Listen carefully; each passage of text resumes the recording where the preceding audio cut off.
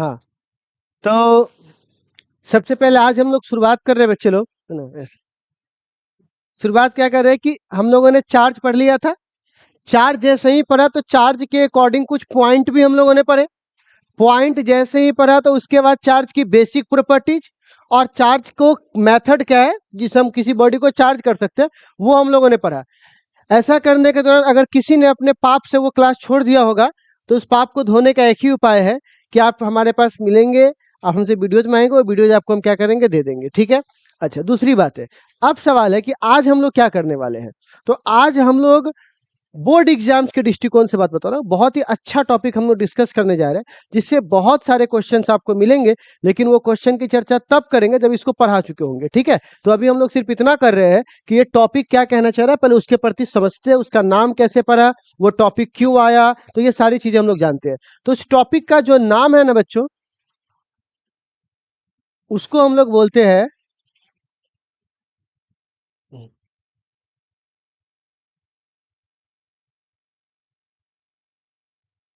क्या बोलते हैं बुआ इसको, लेकिन इसको दूसरे शब्दों में, ठीक है ना, दूसरे शब्दों में इसको हम लोग बोलते हैं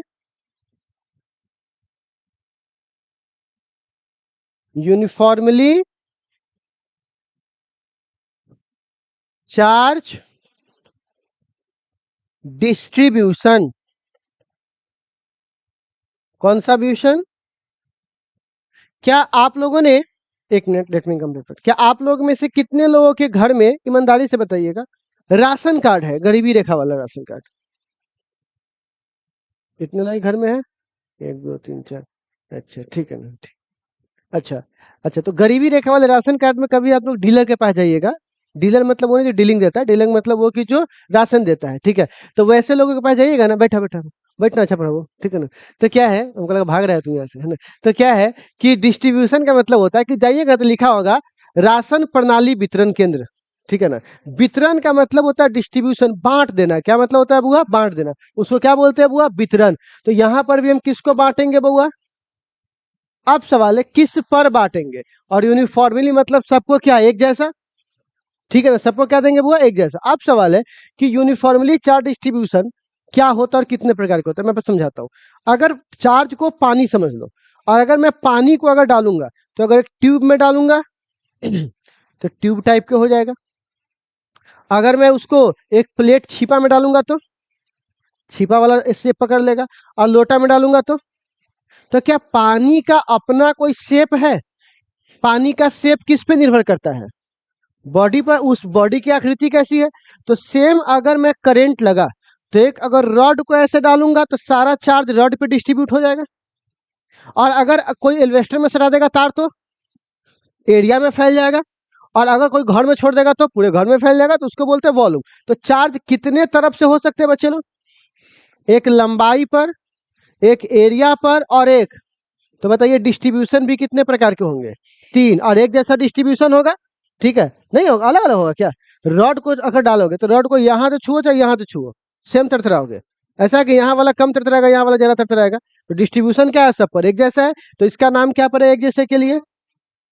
और क्या डिस्ट्रीब्यूट हो रहा है, और उसका हो क्या रहा है बुआ, और कितने प्रकार के हो रहे हैं? क्योंकि यहाँ पे बॉडी की जो आकृति है वो कितने प्रकार की है? तीन। तो नाम जरा हम लोग बता सकते हैं क्या? सबसे पहले लंबाई की बात करूंगा तो लीनियर चार्ज डेंसिटी। कोई दिक्कत? अच्छा बउआ, अब लीनियर के बाद आता है एरिया, और जिसके पास एरिया होता है उसको सरफेस कहते हैं। तो क्या नाम होगा? और तीसरा में वॉल्यूम चार्ज डेंसिटी। सुनिएगा, सरफेस चार्ज डेंसिटी को लेमडा से दिखाते हैं, इसको सिग्मा से, और इसको किससे? रो से। ठीक है ना। क्या रे, कौन है? अच्छा अच्छा, बोलना, इसे क्या बोले, सबका नाम लिखे। इसको लेमडा कहते हैं, इसको सिग्मा कहते हैं, और इसे क्या बोलते हैं? रो। ए भागना, इतना थोड़ी ना देबू हम, ठीक है ना। लिखो, इसको नोट करो, अब पहला लिख करके हेडिंग दो। अरे तुमको याद हो जाएगा, टेंशन मत लो, अभी हम याद करवा देते हैं। ठीक है ना। जो चीज आपको लगता है याद है, वो अपने खुद से लिख लीजिए, लेमडा, सिग्मा, रो। ठीक है ना। लिखे तो बुआ।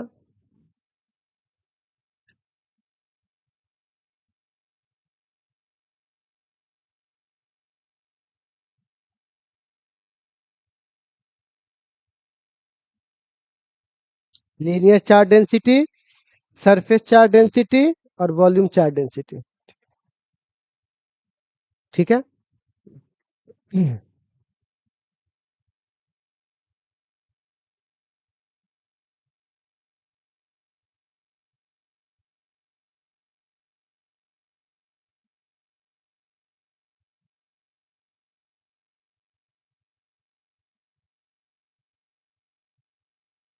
पहला लेके दीजिएगा, लीनियर चार्ज डेंसिटी।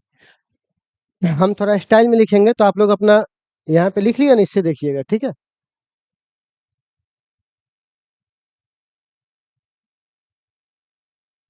लीनियर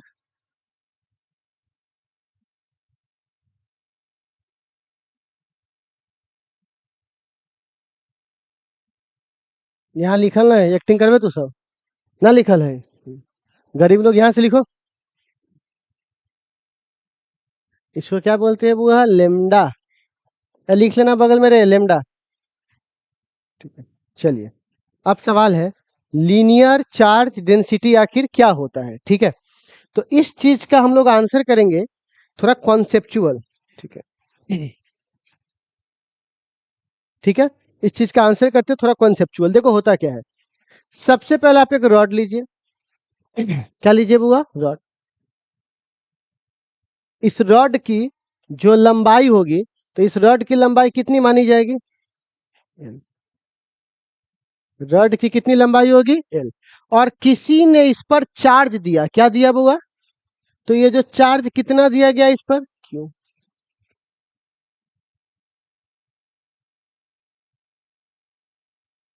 कितना चार्ज दिया? क्यों। अच्छा, इस पे चार्ज कितना दिया है? क्यों। अब देखो, तो यहां पर मैं एक बात लिख सकता हूं क्या? एल लेंथ हैज क्यों चार्ज। बताइए, एल लेंथ के पास कितना चार्ज है बच्चों? तो आप बताइए इकाई लेंथ के पास कितना होगा?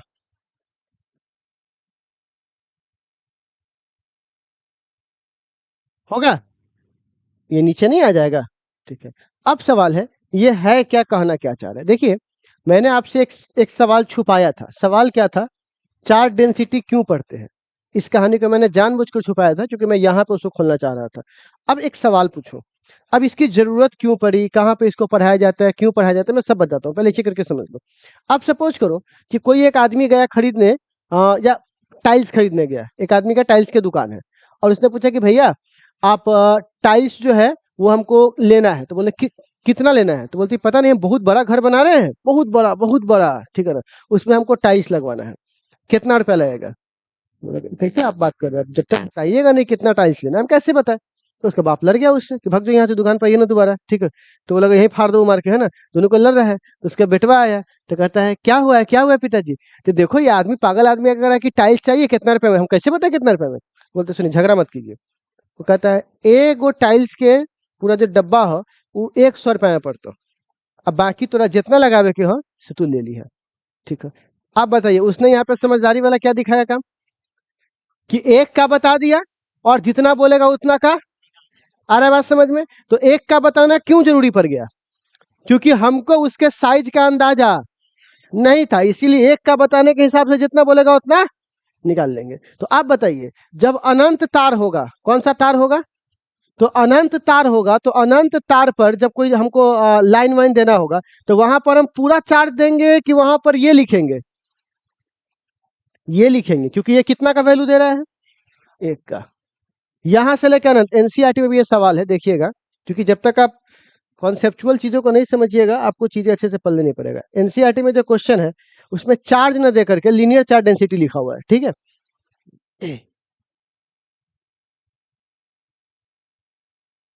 ठीक, देखिए यहाँ पर कह रहा है, क्या क्या है बुआ? तो क्या हमको इसका साइज पता है क्या? इनफाइनाइट मतलब क्या हो गया? बहुत बड़ा, हमको पता नहीं है इसका। तो यहाँ पे चार्ज पूछना सही होगा, यहाँ पे लीनियर चार्ज पूछना सही होगा? आप समझे किस वर्ड का इस्तेमाल कहाँ किया गया है? और जिसका हमको लंबाई पता होगा वहां पे लीनियर चार्ज बोलना सही होगा कि चार्ज बोलना सही होगा? चार्ज बोलना सही होगा। तो इस जो चार्ज डेंसिटी वाला शब्द है, इसका इस्तेमाल हम कहाँ करते हैं? जब चीजें क्या हो, अनंत हो, जिसका शेप एंड साइज हमको पता, उस वहीं पर किसका इस्तेमाल करते हैं बुआ? तो आप बताइए चार्ज डेंसिटी क्यों पढ़ते हैं? तो इनफाइनाइट चीजों पर वैल्यू प्राप्त करने के लिए किसको पढ़ते हैं बुआ? Charge density. और चार्ज डेंसिटी कितना का वैल्यू निकालता है? तो आप समझ में आएगा ये कहाँ पढ़ते हैं? आप कहते किसको? तो बताइए, तो लेमडा का फॉर्मूला यहां से क्या होगा? क्यू बट्टा एल, यही ना होगा? तो आप बताइए लेमडा को हम लोग यहाँ पर क्या बोलेंगे? एक तरह से वन। तो ये लेमडा क्यों आया था बुआ? वन को दिखाने क्यों आया था? और एक बात कहिएगा, ये सर डेंसिटी शब्द क्यों लगा है? चार्ज है वो तो समझ में आ गया।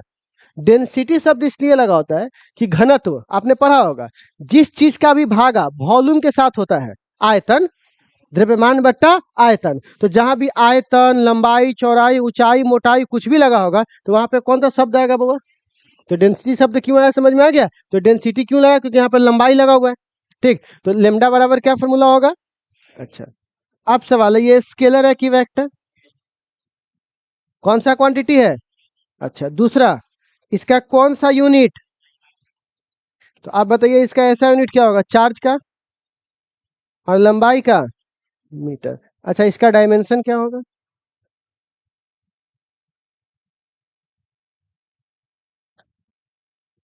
ए टी ऊपर होगा, चार्ज है तो ए टी ऊपर होगा। और लंबाई का क्या होगा? एल। तो ये क्या होगा बुआ? ठीक है, तो हमने इसका कॉन्सेप्ट समझ लिया, इसका फॉर्मूला, स्केलर, यूनिट, डायमेंशन। अब इसकी परिभाषा क्या है? तो परिभाषा सिंपल है। चार्ज है, प्रतिशत, पर मतलब होता है नीचे, ठीक है ना? लंबाई है, और कैसा लंबाई है? यूनिट। तो क्या बोलेंगे? Charge per unit length. क्या बोलेंगे बोलिए तो? फिर से बोलिए, क्या बोलेंगे इसको? तो इसकी डेफिनेशन क्या होगा? It is defined as the charge per unit length is called, लिखिए तो,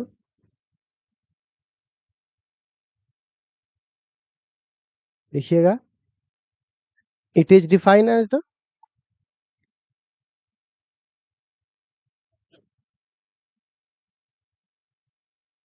it is defined as the, it is defined as the charge per unit, it is defined as the charge, it is defined as the charge per unit length, length, charge per unit length is called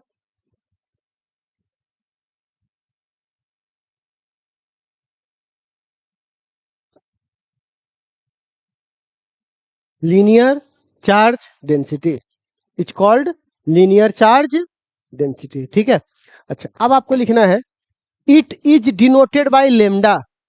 यहाँ lambda का चिन्ह है ना यहाँ पर, तो लिख लीजिएगा, it is denoted by lambda, it is denoted by lambda. ठीक है, किससे डिनोट करते हैं बुआ? लेमडा से। It is denoted by lambda. ठीक है, अब बाकी ये कार्यक्रम खुद से लिख सकते हो। चलिए, चल गुरु, हो जा शुरू।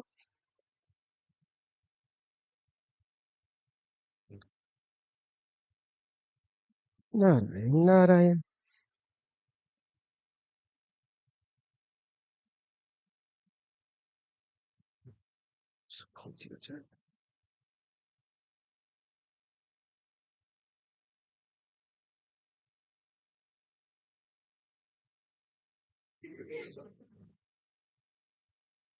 ये वाला रे साहब, मोट दिमाग के छे की रे, आर्ट्स वाला से साइंस ले लिया क्या गलती से?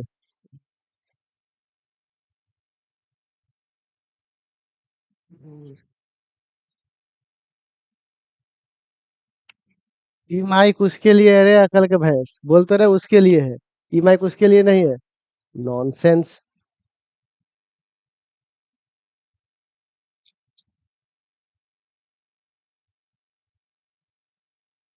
हो गया बुआ?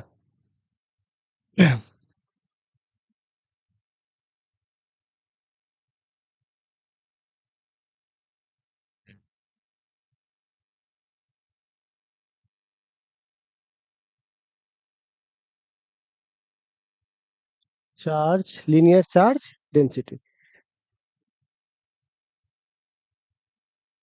नेक्स्ट बढ़े आगे,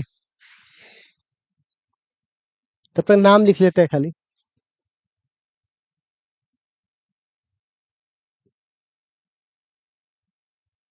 सरफेस चार्ज डेंसिटी।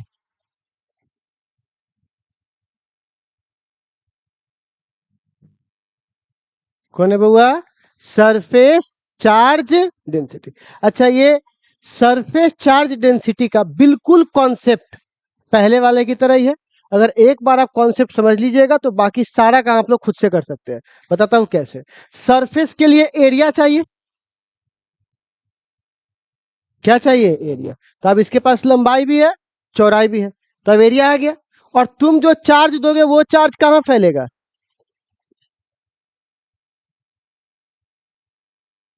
फैल गया। वो चार्ज कहां फैलेगा? इस पर फैल गया। अब सवाल है, तो क्या मैं बोल सकता हूं कि ए एरिया, जैसे यहां पर कितना फैला हुआ था? एल लेंथ पर, तो अब यहां लेंथ तो नहीं है, तो क्या लिखेंगे बुआ?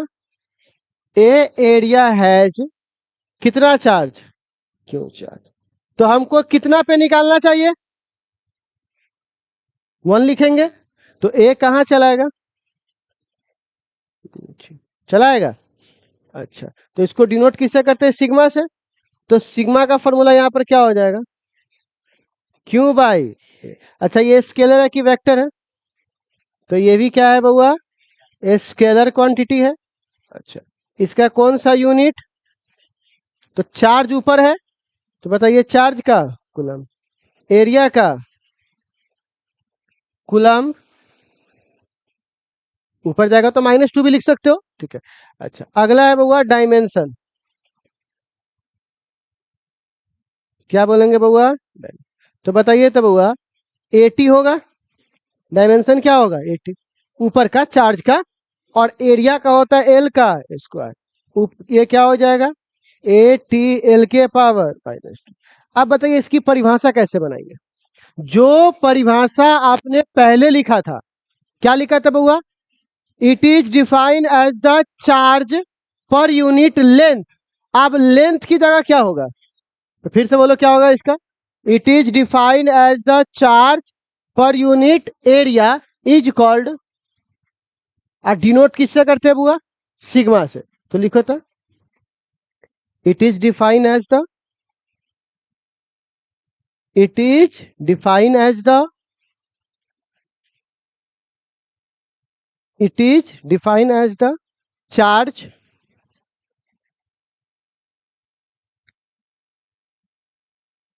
पर unit, charge per unit area.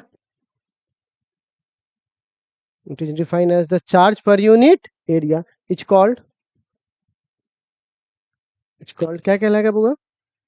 Surface charge density. It's called surface charge density. Denote किससे करते हैं बुआ? लेमडा है रे वो। तो ये सिग्मा बॉन्ड पाई बॉन्ड पर रे तू पढ़ लिए sigma bond pi bond.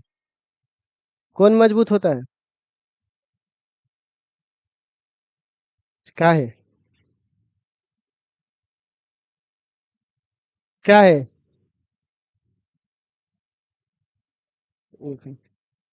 Sigma bond इसलिए मजबूत होता है,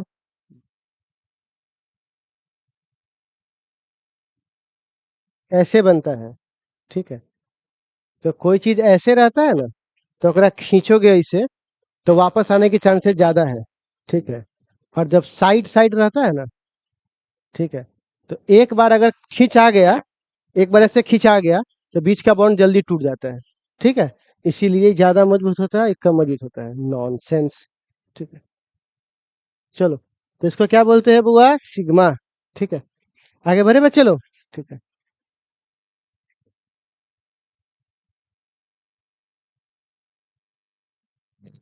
तुम सब पढ़ता नहीं है, तुम सब होता है तो होता है बस, ठीक है ना। उसको बोलते हैं पढ़ लिए, ठीक है। बड़े बच्चे लोग आगे हम लोग, ठीक है। ये अच्छा, ये ठीक, एक स्टेप का रिस्क नहीं लेना है।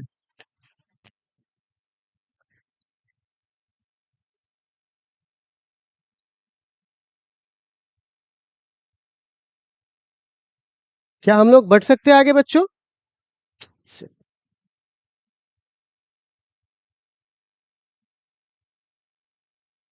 तो अब हमारे पास, अब आपका अंत हो जाएगा इसके बाद, मतलब टॉपिक का। आप लोग का टॉपिक से अलग है जी। ब्लड टेस्ट क्लास, नहीं नहीं नहीं, बिल्कुल नहीं। सोमवार को होगा, सोमवार को। क्योंकि मेरा तबीयत खराब रहेगा ना उस दिन, सोमवार मंगलवार।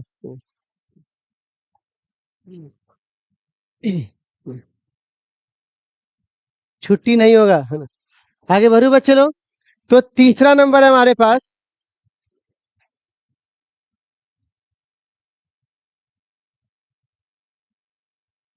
वॉल्यूम।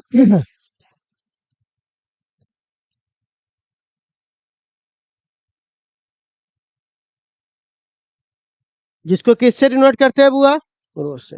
अब सुनिएगा, वॉल्यूम चार्ज डेंसिटी को डिनोट किससे कर रहे हैं? रो से। अब सुन लीजिए, सबसे पहले एरिया लिए थे,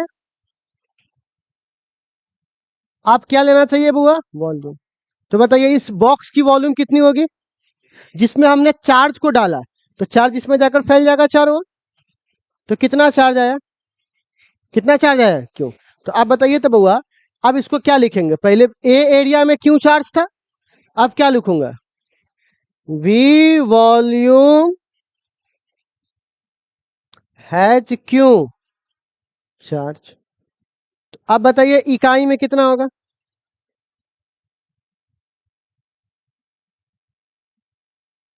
ठीक। तो आप बताइए रो बराबर कितना फॉर्मूला हो जाएगा? क्यू बट्टे भी। और अब बताइए इसका स्केलर है कि वेक्टर? स्केलर। अच्छा। अब इसका एसआई यूनिट बोलिए। SI unit. तो कूलम्ब होगा। और वॉल्यूम का क्या होता है? मीटर गुने मीटर गुने मीटर, यानी मीटर क्यूब। तो यहाँ पर क्या हो जाएगा बुआ? Metre cube. अच्छा, इसका डायमेंशन क्या होगा बुआ? तो देखो, चार्ज का तो 80 होता है। अच्छा। और वॉल्यूम का होता है एल के पावर 3। तो ऊपर आएगा तो ये क्या बन जाएगा? ए टी एल के पावर, हो जाएगा। तो अब इसकी परिभाषा कैसे बनाएंगे? It is defined as the charge per unit. अब लेंथ की जगह क्या हो जाएगा? Volume is called. तो लिख लीजिए, सिंपल तो है। लिखो तो मेरे बच्चों, it is defined as the charge. लिख लिया, वेरी फास्ट। चार्ज, तुम भी लिख लिया। It is defined as the charge per unit volume. Charge per unit volume is called volume charge density. फिर से रिपीट करना पड़ेगा? कहाँ पे बुद्धि स्तर है ना। It is defined as the charge per unit volume. जो ऊपर लिखा हुआ उसी में खाली वॉल्यूम बदल देना है। It is defined as the charge per unit volume is called volume charge density. ठीक है। इसको डिनोट किससे करते हैं? तो लिखिएगा भी से, देखा भी से भी लिखा हुआ है रे, थोड़ा दीने माना जो धर रहा है थोड़ा। It is denoted by, it is denoted by. अब बाकी कार्यक्रम लिख लो। ठीक है।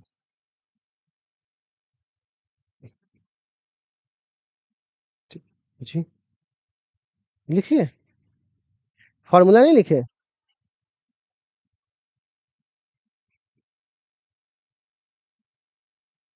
मजाक कर रहे हो तुम लोग इसको लेकर? एग्जाम में आ जाएगा 2 नंबर कम तो टॉप नहीं हो पाए। एक्शन देखो क्या क्या हो रहा है। ठीक है। फिक्सर छोड़ दे रहा है, फॉर्मूला छोड़ दे रहा है, लिख ले रहा है सब। हुलबुल हुलबुल करते रहता है बिना मतलब।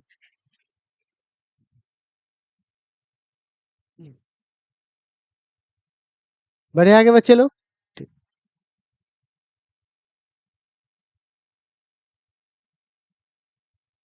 चलिए, अब सवाल है कि हम लोगों ने जो पढ़ा है पूरी कहानी, ठीक है ना, इस पूरे का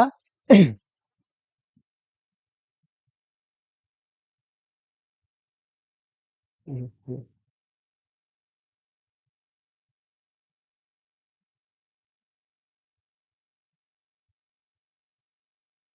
लिख लिए बच्चे लोग?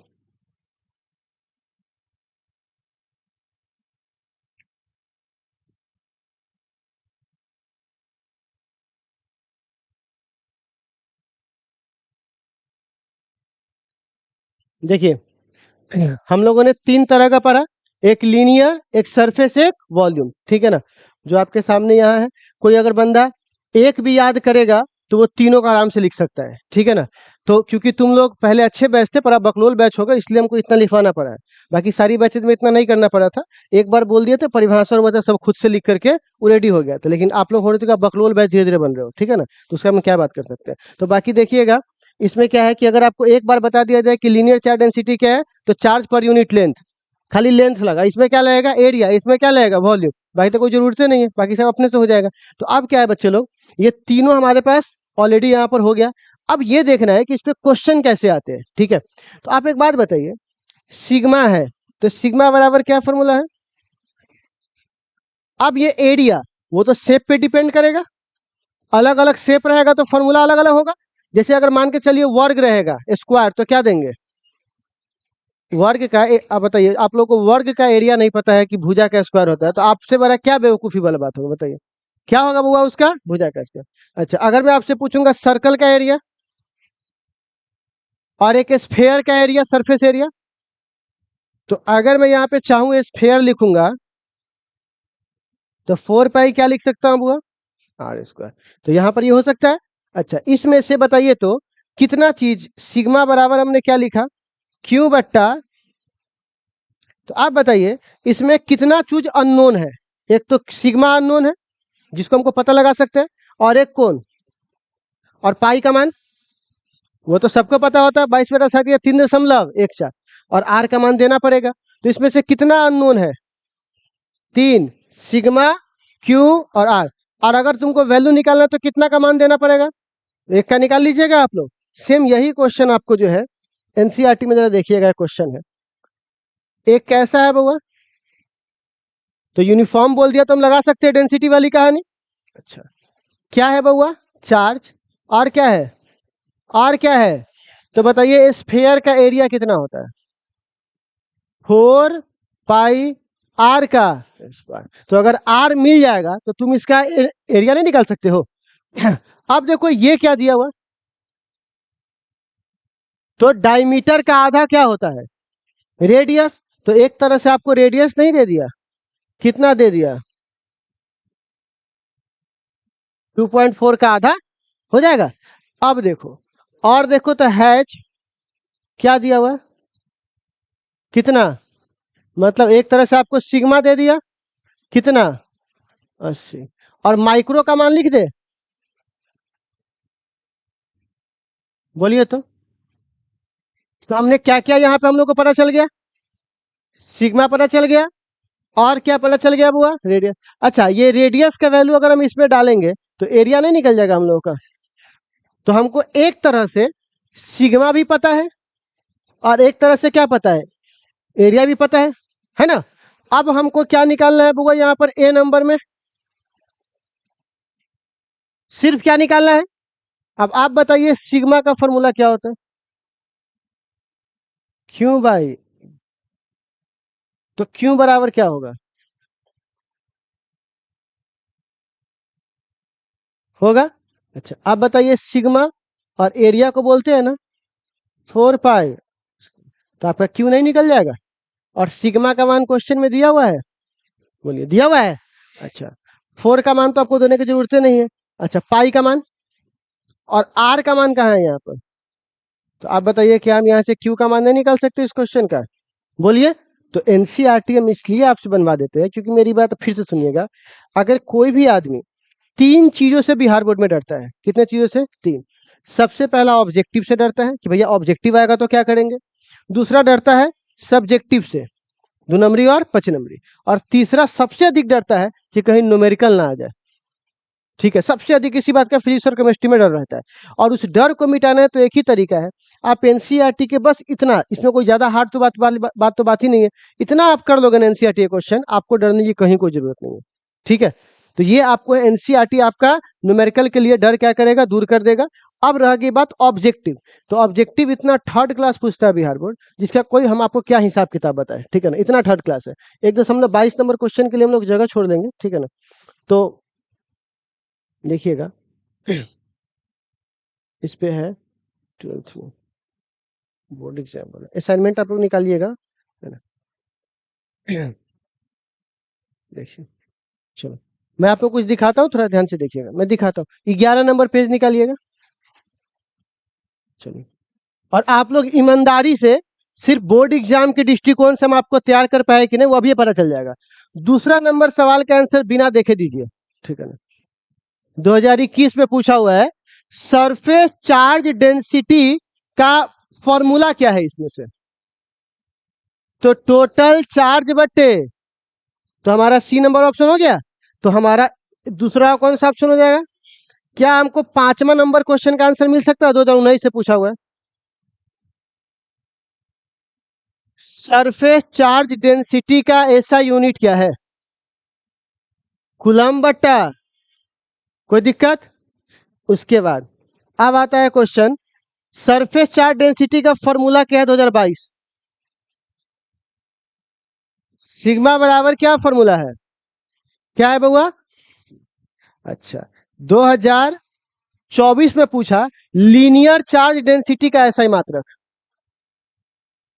इतने क्वेश्चन आज तक बोर्ड एग्जाम में आया हुआ है। अब आपको क्या लग रहा है, बोर्ड एग्जाम के ऑब्जेक्टिव से बहुत डरने की जरूरत है, थर्ड क्लास ऑब्जेक्टिव पूछता है। और दूसरी बात, एक बार पकड़ लेता है ना कि हमको पूछना है इसका सरफेस का, तो हर बार किसको रिपीट करते रहेगा, सरफेस को। इसीलिए क्वेश्चन रिपीट हो जाता है, क्या हो जाता है बुआ, रिपीट। तो क्या इसके ऑब्जेक्टिव में डरने की जरूरत है आपको, तो बोर्ड के पढ़ाई बोर्डे पर, लेकिन थोड़ा सा एक्स्ट्रा भी लेके चलते हैं, डेट्स वाइज आपको दिक्कत होता है। एक और 2 नंबरी पूछते हैं कि ठीक है सर ऑब्जेक्टिव तो हो गया, न्यूमेरिकल एनसीईआरटी से कर लिए, 2 नंबरी क्वेश्चन पूछता है, जरा दिखा दीजिए। तो ये आपके सामने बोर्ड एग्जाम का 2 नंबरी है 2021-2025। क्वेश्चन पर ये क्या है, define volume charge of volume density of charge, right it's SI unit. तो बताइए तो किसे कहते हैं volume density of charge, it is defined as the charge per unit volume is called, SI unit क्या है, कूलम बट्टा। तो अब तुमको समझ में आ रहा है चीजें कैसे काम कर रही है, धीरे धीरे आपको समझ में आ जाएगा। और सुन लीजिए, हम हो चाहे कोई हो, मैं आपको ट्रिक बता रहा हूं क्योंकि आप इससे निश्चिंत रहोगे, माथा 90% निश्चिंत रहेगा।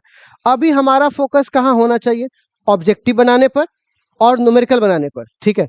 2 नंबरी जो ये सब होता है ना, ठीक है ना, जब एग्जाम आता है नवंबर का समय आता है, उस समय तो लड़का वो खाली इतना बोलना पड़ता है कि बउआ हमको लग रहा है कि बस बस बस हो गया, बस आप छोड़िए, आप हमको हटिए तक, चल दो चल बाकी आप छोड़ दीजिए हम पर, ठीक है। नवंबर के बाद खाली कहना होता है, कोई फर्रा बनाइए सर, ठीक है ना, मेन क्वेश्चन का जैसे यहाँ फर्रा बनता है, स्टार्ट रखना। और एक बात और, तो उस समय 2 नंबरी 5 नंबरी धर्रे से याद होता है, लेकिन उस समय 10 गो ऑब्जेक्टिव देके देखिए तो वो अपने से ऑब्जेक्टिव बना लेगा, उसको उस समय मास्टर के कैसे हुआ सर ये बी नंबर ऑप्शन। तो इसीलिए ऑब्जेक्टिव न्यूमेरिकल अभी 2 नंबरी 5 नंबरी तब देखा जाएगा, आराम से याद हो जाता है। एक चैप्टर में 10 गो 2 नंबरी है, इजिली याद हो जाता है। और अब सवाल है, जो लोग भी ई कहता है ना, हम लोग के सामने नहीं बोलेगा, जो लोग ई कहता है हमारा गैस टकरा गया, हमारा ई टकरा गया, और कल्ला में हाथ रख के पूछना कि तू जितना भी क्वेश्चन गेस किया है लेकर आ। अब देखो बिहार बोर्ड का पूछा हुआ है कि रिपीट क्वेश्चन है कि नहीं, ये क्या रिपीट नहीं किया हुआ है, अब जो 21 का क्वेश्चन बैंक बनाया होगा ना टकराया होगा, बेसिक सी बात है भाई, ठीक है। इसीलिए आप लोगों को मैं शुरू से बोलता हूं, किसी मास्टर का कोई बात मत मान, तो सिंपल एक बात याद रख, topic by topic Bihar board का क्वेश्चन बैंक बना ले। जिस साल क्वेश्चन बैंक कोई भी बोल दे कि मेरा 100% गेस टकरा गया, तुम सीधे बोलना सर क्वेश्चन रिपीट किया इस बार, लगता है बहुत सिंपल, एक के बाद बोलना। रिपीटेड क्वेश्चन को ही बिहार बोर्ड में जो रिपीट क्वेश्चन होता है ना, उसी को ही लोग वीवीआई बोल रहा है। और विश्वास न हो तो तुम पिछले साल गेस देख लो उठा करके, 5 नंबरी बोल दिया आएगा तो आएगा, तो समझ जाओ 5 को 10 क्वेश्चन है जो रिपीटेड क्वेश्चन है। तो हम जो लास्ट में तुमको भगवान मानेंगे, पहले ये सब हमको टॉपिक बाय टॉपिक बनाते चलो ना ये सब, ताकि हम पहले ये देख लें। तो इसीलिए आप सबसे रिपीट करता हूं कि हम लोग ये बात नहीं बोलते कि टकराएगा फकराएगा, लेकिन वो टकराता है क्योंकि हमको पता है ये क्वेश्चन बैंक टकराया है, समझ रहे हो ना। तो आप लोगों को ये वाला तो प्रक्रिया समझ में आ गया, बोर्ड के पढ़ाई बोर्डे पर, उससे ज्यादा की जरूरत। उससे अधिक के लिए आपको अपने लिए पढ़िए, ठीक है। तो बच्चे लोग कुछ क्वेश्चन है घर से बनाने के लिए, टिक लगा लीजिए। पेज नंबर आपको बोल देता हूं, पेज नंबर है बच्चों 6। 10 तक बना लिए थे ना हम लोग, 11 से लेकर के यहां देख लो, रेडियस दिया हुआ है, चार्ज दिया हुआ है, तो क्या सिग्मा नहीं निकाल लेंगे, है ना। तो 11 से लेकर के 17 तक, ठीक है, 11 से लेकर के 17 तक।